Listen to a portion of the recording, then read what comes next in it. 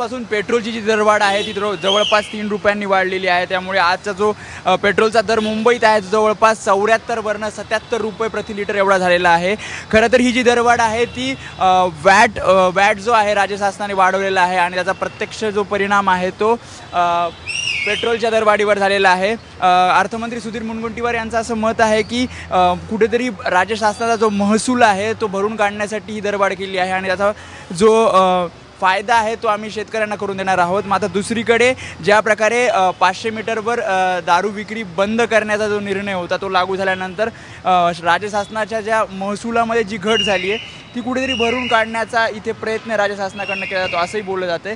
त्यामुळे एकूणच जर ह्या पेट्रोल दरवाढीकडे पाहिलं तर ही जी दरवाढ आहे ती कुठेतरी राज्य शासनाचा महसूल भरून काढण्यासाठी केल्याचं इथे आपल्याला दिसतंय।